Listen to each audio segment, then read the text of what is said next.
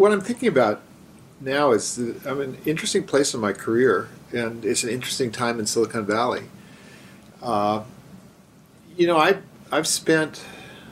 I mean, I grew up in Silicon Valley, but it's something I've been reporting about since 1977, which is this Moore's Law acceleration. And over the last 5 years, it's sort of another layer has been added onto the Moore's Law discussion, with Kurzweil and people like him arguing that we're on the brink of self-aware machines. And just very recently, the Gateses and the Musks and Hawkings have all been saying that this is an existential threat to humankind. And I simply don't see it. And if you sort of begin to pick it apart, their argument and basically the fundamental of our argument of Silicon Valley is it's all about this exponential acceleration that comes out of the semiconductor industry. And I suddenly discovered it was over. Now, it may not be over forever, but it's clearly paused. And so all the things that have been driving everything that I do, the kinds of technologies that have emerged out of here that have changed the world, have ridden on basically the fact that the cost of computing doesn't just fall, but it falls at an accelerating rate. And guess what? In the last 2 years, the price of each transistor has stopped falling. And that's kind of a profound moment. And Kurzweil argues, well, you got these interlocked curves, so even after silicon tops out, there's going to be something else. Maybe he's right, but right now that's not what's going on. And so it unwinds a lot of the arguments about the future of computing and the impact of computing on society. If we are at a plateau, a lot of these things that we expect and what's become the ideology of Silicon Valley doesn't happen. It doesn't happen in the way we think it does. And I see evidence of that slowdown everywhere. But the belief system of Silicon Valley doesn't really doesn't take that into account. And so there was a wonderful moment. I went down to cover the DARPA robotics challenge in Southern California. There was a preliminary event in Florida 18 months ago, and now they had the finals, and they had 25 teams. It was really quite an event. It was a spectacle, and they built these, by and large, Terminator-style machines, and the idea was that they would be able to work in a Fukushima-like environment. And only 3 of the machines, after these teams had worked on them for 18 months, were able to even complete the tasks, and they completed the tasks in about, I think the winning team did it in about 45 minutes. They had an hour to do these 8 tasks that you and I could do in about 5 minutes. They had to drive a vehicle, they had to go through a door, they had to turn a crank, they had to throw a switch, they had to walk over a rubble pile, and then they had to climb stairs. Might have been able to do it a lot quicker than 5 minutes. It took the robot about 45 minutes. And most of the robots failed at basically the second task, which was opening the door. And so Rod Brooks, who's this pioneering roboticist, who came down to watch and sort of to comment on it afterwards, said, well, if you're worried about the Terminator, because he'd seen all these robots struggling to get the door open, he said, just keep your door closed. And we're really at that stage where our expectations have really outrun the reality of the technology. And so I've been thinking a lot about where Silicon Valley is. I mean, one of the things about the Valley today is it's moved. About a year ago, Richard Florida did this fascinating piece of analysis. He geolocated all the current venture capital investments. And, once upon a time, the center of Silicon Valley was in Santa Clara, and now it's moved 50 miles north, and the current center of Silicon Valley by current investment is actually at the foot of Potrero Hill in San Francisco. And you, living in San Francisco, you see that. Manufacturing, which is what Silicon Valley once was, has largely moved to Asia. And now this is this marketing and design center, and it's a very different beast than it was. So I've been thinking about Silicon Valley at sort of a plateau and maybe the end of the line. And I just spent a guess 3 or 4 years reporting about robotics. I've actually been writing about it since 2004, even longer, when the first autonomous vehicle Grand Challenge happened, and I watched this rapid acceleration in robotics. And we're at this point where over the last, I guess, 3 or 4 years, there's been this growing debate in our society about the role of automation, largely forced by the falling cost of computing and sensors and the fact that there's a new round of automation in society, and particularly in American society, and we're not only now displacing sort of blue-collar tasks, which has happened forever, but we're replacing lawyers and doctors.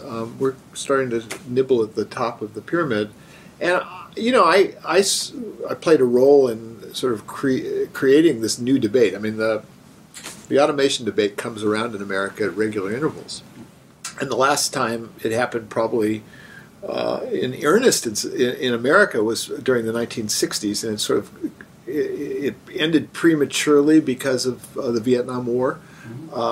There was this discussion, and then the war sort of swept away any discussion, and now it's come back with a vengeance.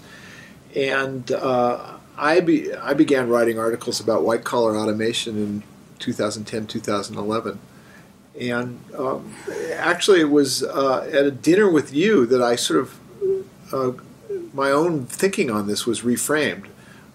There's been a deluge of books, like The Race Against the Machine, The Rise of the Robots, The Second Machine Age, Lights in the Tunnel, all saying that there will be no more jobs. That the automation is going to accelerate, and there, by 2045, machines will be able to do everything that humans can do. And I was actually at a dinner with you a couple of years ago, and I was sort of I was ranting about this to Danny Kahneman, the economist, and Kahneman, and particularly with respect to China, and making the argument that this new wave of automation, manufacturing automation, is coming to China, and Kahneman said to me, "You just don't get it."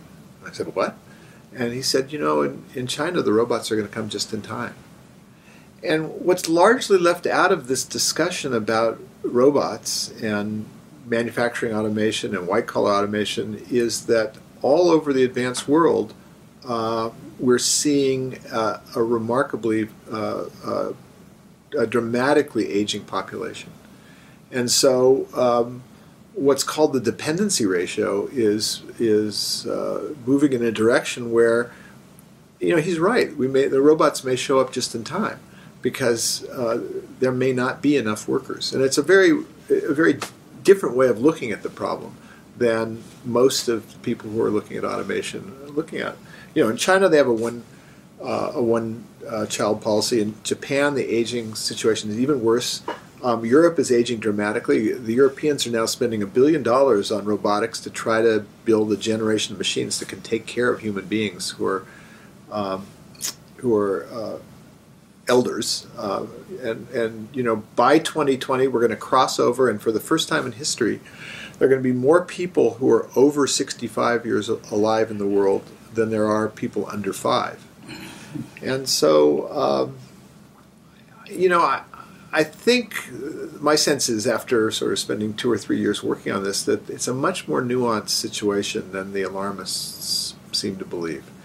Brindleson and McAfee and Martin Ford and Jaron Lanier have all written about the rapid pace of automation. And I guess I feel two things. One, that the pace is not that fast. That deploying these technologies will take more time than people think. And two, that the structure of the workforce may change in ways that actually means that we need more robots than we think we do, and that the robots will have a role to play.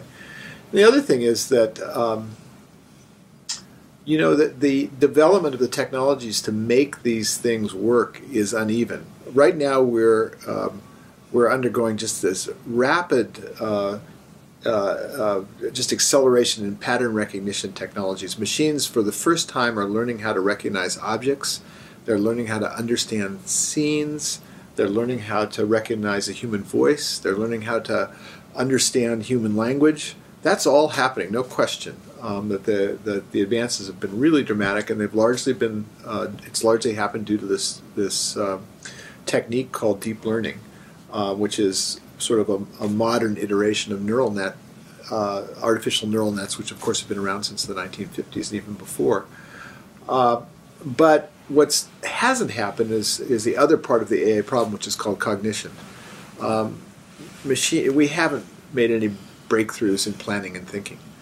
And so it's not clear that you'll be able to turn these machines loose in the environment to, be waiters or flip hamburgers or do all the things that beings do as quickly as we think. Also in the United States, the manufacturing economy has already left by and large. I mean, only 9% of the workers in the United States are involved in manufacturing. So there's this wonderful sort of counter sort of situation to the popular belief that there will be no jobs. I mean, the last time someone wrote about this in 1995, there was a book called The End of Work that predicted this, and in the decade after that, the U.S. economy grew faster than the population for the next decade. So it's not clear to me at all that things are going to work out the way they felt. The classic example is almost everybody cites this apparent sort of juxtaposition of Instagram, 13 programmers, taking out a giant corporation, Kodak, with 140,000 workers. And in fact, that's not what happened at all. And for one thing, Kodak wasn't killed by Instagram. I mean, Kodak basically was a company that put a gun to its head and pulled the trigger multiple times until it was dead. It just made all kinds of strategic blunders. And the simplest evidence of that is its competitor, Fuji, actually did very well across this chasm of the internet. But the actual sort of deeper thought is that Instagram as this sort of new age photo sharing system couldn't actually exist until the modern internet was built.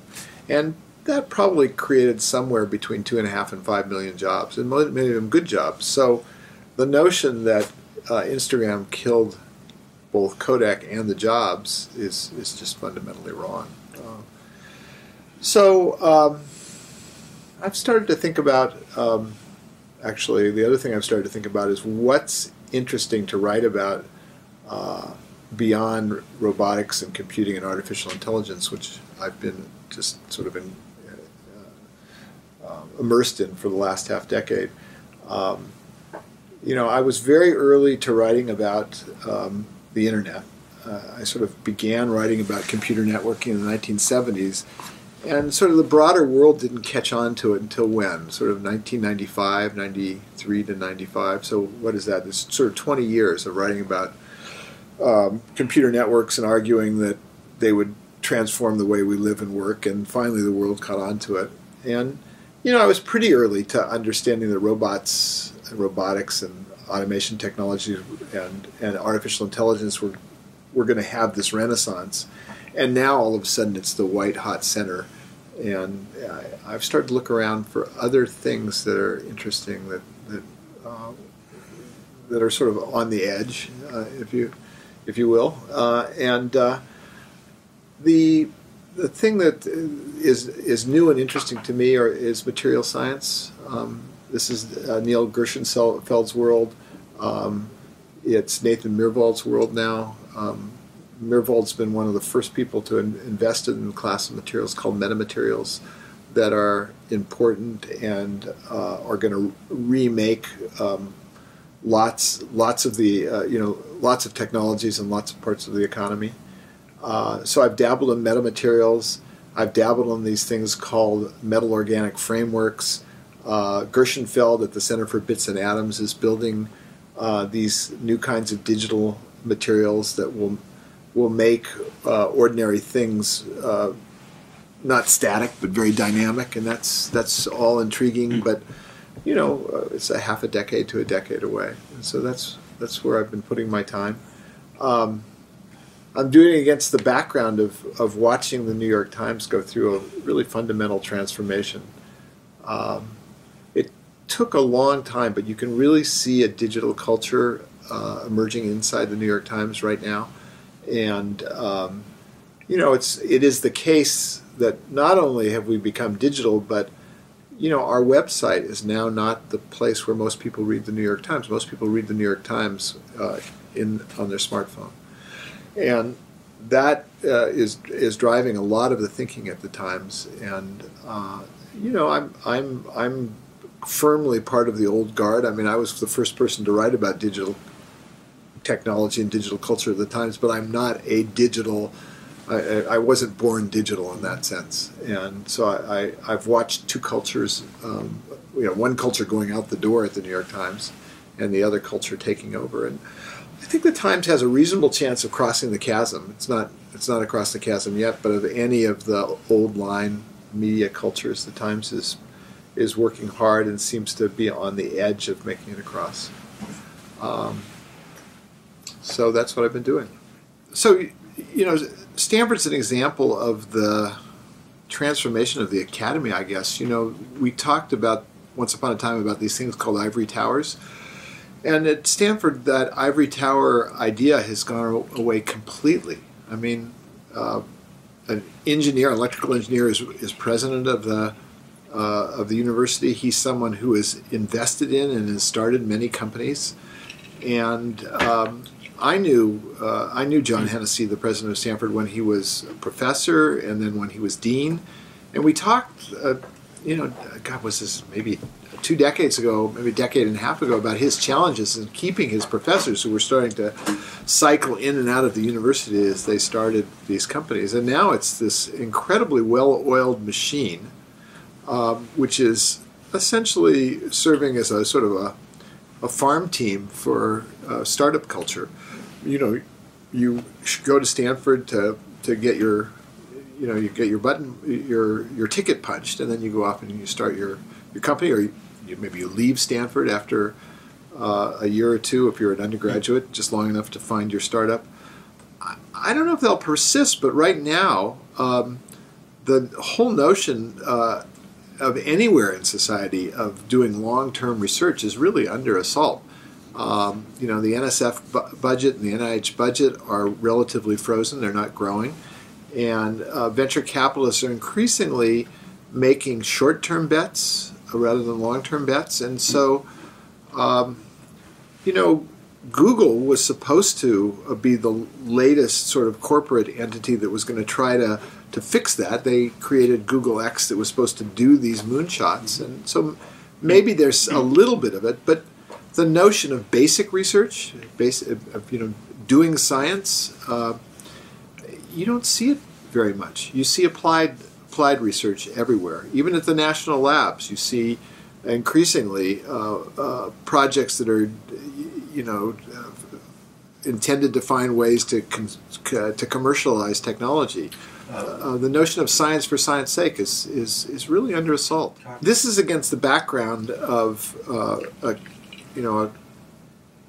technological culture in America during the middle of the last century, which was based on these industry monopolies that could afford to create giant research laboratories, places like IBM and Bell Labs, and fund researchers to do things that would take place over years, and that's gone away. I mean, in Silicon Valley, Xerox PARC was started as an effort to get Xerox, the copier company, into the computer industry, and they failed to basically make Xerox a computer company, but it had this wonderful spin-off effect.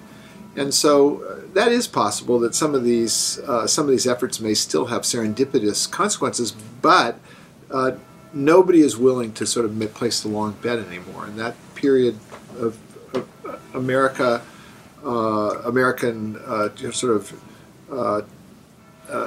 that type of technological economy in America is just gone. And I don't know if it's any place else in the world either. There's been a dramatic shift in corporate America, and the time horizons have shortened.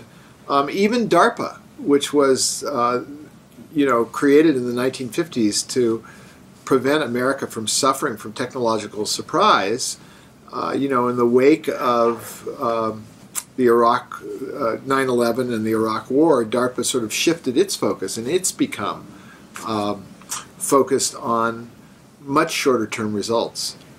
And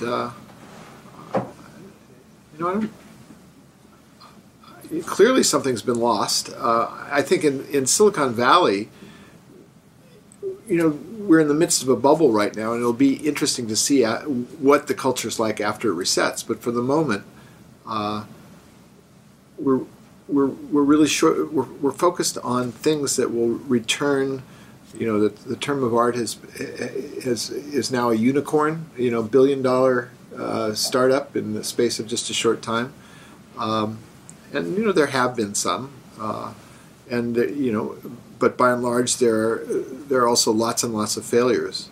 So what constitutes a bubble? And I guess for me, I can clearly see we're in a bubble economy when relatively more money is chasing relatively few good ideas, and it's clear that you see things. When the conversation turns to Uber for X, you can tell that we're out of ideas. That people are basically just trying to iterate and get lucky. And I suppose some of them will be lucky. There was lots of good timing before the collapse of the last bubble, and so this bubble is and will continue to create billionaires.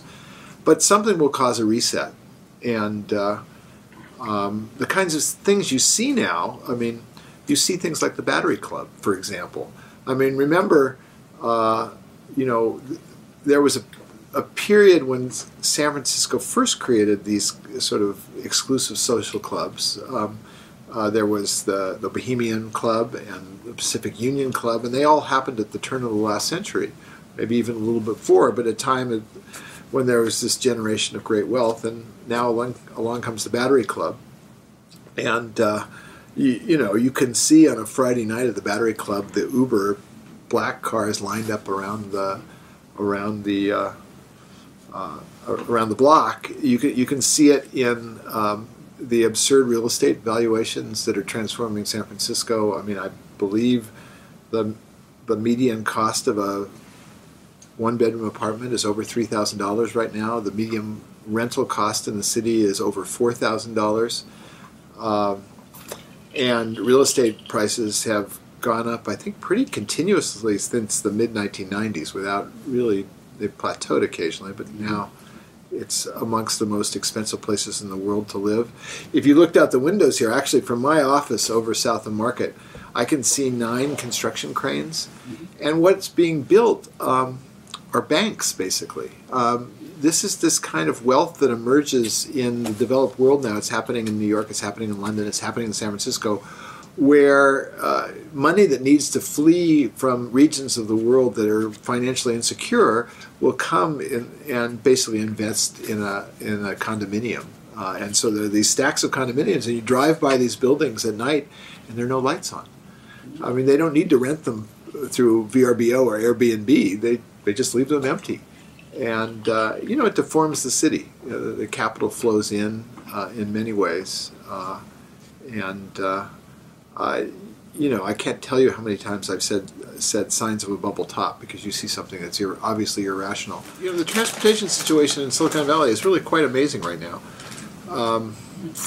So you had kind of this crumbling public infrastructure, and now the internet has made it possible to essentially skim the cream. That's what we're seeing right now. So it's not clear to me that the internet enabled private transportation services that are springing up, ranging from Ubers and Lyfts and sidecars to these really interesting, there are these premium bus services like Leap in San Francisco, which will take you in a small bus with Wi-Fi and a fancy seat from the marina to downtown.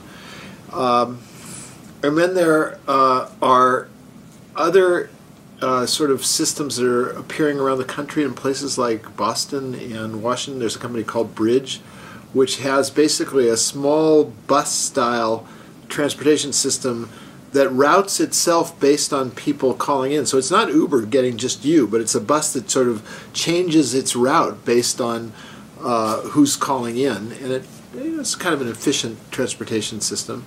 But I worry that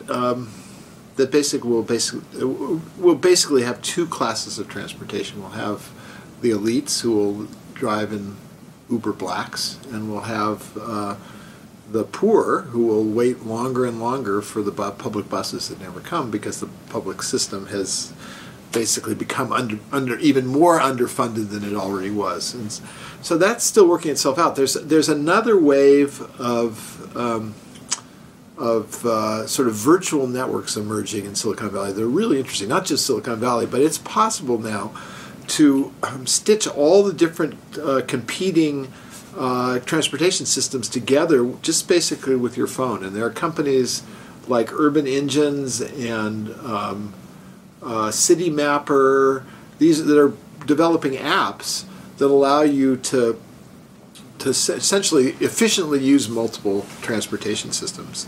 And the reason why it matters is that there's basically a prediction that 101, which is the artery that goes down the backbone of Silicon Valley, comes to a dead stop in 2020. Basically, the traffic jam is so bad that you need to park your car and just walk away. It's over. And so the question is, will we be able to do something with a combination of these new private ride systems, the virtual networks are emerging, Google cars, if they actually come into reality, in time to sort of save the creaky transportation infrastructure. I mean, BART is basically falling apart in front of our eyes. It's kind of scary because the rails get fixed while the BART trains are not running across them. The rails are aging, and it's sort of a race to the bottom. And at the same time, the state is talking about building a high-speed rail system to go down to LA, except it goes through the Central Valley for political reasons, which is kind of crazy. And it's remarkable and sad at the same time to see all these new technologies, and at the same time we have what amounts to we're on the cusp of having a third world transportation system in the highest tech part of America, which is really richly ironic. There is this perspective that people like Neil Gershenfeld, who runs the Center for Bits and Atoms at MIT, hold that there's a value to getting a sort of a first-class education, first-class technical or scientific education, because you can apply that expertise in these very high-tech jobs that require technical management. And Gershenfeld in particular has an amazing group of students who are all doing remarkable things at a fairly high level in Silicon Valley. And he's kind of the anti-Peter Thiel, in the sense that Thiel is arguing that if you're bright, you should just go out and do it. And I think there are a couple of examples of that. I mean, there's Steve Jobs and Bill Gates, right, who took off at a certain point because they have a vision. The problem for the Thiel idea is that the vision is not some deep understanding of the particular situation with respect to technology that both Jobs and Gates had. I mean, they went because they saw an opportunity, and they had a broader vision, and they were able to sort of create a new economy, both of them, together, actually. But Thiel is basically asking people to be wannabes. I don't have a vision, but I want to be an entrepreneur, and the vision will come second. I think the vision maybe has to come first. And I haven't followed Thiel closely, but I haven't seen any fundamental world-changing ideas in the way that Gates or Jobs changed the world in terms of creating new industries come out of any of that yet. So the argument that some people make is that it's two sides of a coin. I mean, Silicon Valley isn't just hacker culture. That was represented by Wozniak. it's that particular combination of an entrepreneur, Steve Jobs, and a technical guy, Steve Wozniak, who just wanted to build a personal computer so he could show it off to his friends at the Homebrew Computer Club. It was Jobs who said, hey, there's a market for this. And it's when you put rarely do you see that combination in one person. You frequently see it in two people, a guy who's passionate technically and a guy who has the business sense to realize there's a market, and they come together. In an earlier era, you had a Hewlett and a Packard where there were two technical guys who became business guys. But more frequently now in Silicon Valley, you see this interesting combination of a passionate technical person or small group of people and someone who has business expertise, and that's what makes a successful company. I don't know enough about Uber to know whether there's actual magic technology. I mean, there was technological insight into that idea. I mean, the notion of this sharing economy was pioneered by an earlier group of people before the Uber folks came along. I mean, the ideas were there, and they jumped on them, and they became the dominant force for whatever reason. I mean, what worries me about the future of Silicon Valley is that one-dimensionality. That it's not a Renaissance culture. It's an engineering culture. It's an engineering culture that believes that it's revolutionary, but it's actually not that revolutionary. The Valley has, for a long, long time, mined a couple of big ideas. There was Engelbart. Engelbart basically set in motion the ideas that became personal computing. And then a decade later, there was Mark Weiser, sort of a second generation. I mean, Alan Kay sort of riffed on Engelbart's ideas, and he created the idea of the Dynabook, which became the modern personal computer, but he started with Engelbart. And then came Mark Weiser, and Mark Weiser had this profound idea that computing would disappear into everyday objects, and everyday objects would become magic. And that was the second big idea. And the first guy to really understand that and take advantage of it was Steve Jobs. Steve Jobs first turned the record player into an iPod, and then he turned the telephone into a computer. Those were two really big ideas. And one of the things I've wondered about for the last, almost decade now is at what point does the first sort of new platform happen first outside of Silicon Valley? I mean, the last sort of major platform in the world that sort of defined the future of computing was the smartphone. And in the year so that was 2007. In the year before the smartphone, I thought innovation was actually moving to Europe. All of the interesting mobile applications were actually happening first at that time in Europe and not in the US. And then the iPhone happened, and it all came back to Silicon Valley. But at some point, another major platform is going to come first outside of Silicon Valley. And I thought that the internet actually made that more possible. It made it, Friedman talks about the world being flat, and the internet did actually flatten the world. And so why shouldn't a sort of global computing platform that's the future come first outside of Silicon Valley? I think that's entirely a possibility, except, so what is that going to be? What comes after the smartphone? Skype? No. My bet now is it's augmented reality, or some form of augmented reality. There are a number of small and large companies who are basically arguing or trying to develop this technology that causes, the mouse to disappear, the keyboard to disappear, the smartphone to disappear. You will interact with the computing resources that are all around you in the cloud and wherever else by just speaking and looking through your glasses. And, I thought that was entirely science fiction. And more recently, I've seen both HoloLens from Microsoft. And, HoloLens was neat, but I think it was also kind of disappointing because it's pretty clear that Microsoft is still locked in the PC paradigm. They're still trying to reinvent and save the personal computer. But I saw the same technology sort of riffed on by a startup called Magic Leap that Google and Qualcomm and Kleiner Perkins have put $500 million in, and they're trying to raise even more. And the Magic Leap technology was the first point that I thought there might be something that would be a new computing platform that would be post-computer displays and keyboards and mice and the smartphone. And the notion that if you want a high-resolution screen, you could simply go like this, and the screen would hang in the air, and you would be able to enter text by speaking at it. I thought that was science fiction, and now I don't believe that it's science fiction. I think it's real. It might not show up in the next 5 years. It might be a decade away, like the mouse was once. But I think that's my best bet for the next wave of computing. And so then the question becomes, does it come from Silicon Valley, or does it come from someplace else in the world? And but these new platforms, they're increments, and they only come along every half decade or decade. And right now the smartphone happened in 2007. It's created this huge ecosystem. The entire population of the world walks around looking like this.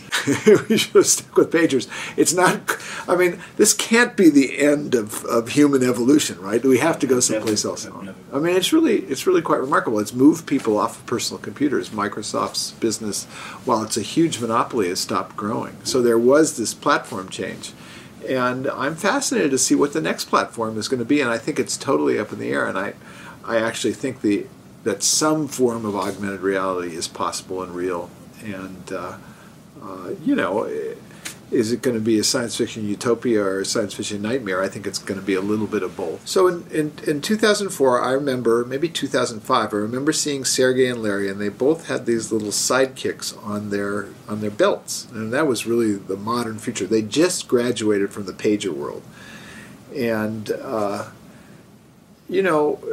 2007 comes along. We have the iPhone. Then comes Android, because they'd taken the inventor of the sidekick, and Andy Rubin, and he went to work for them, and he built the Android business.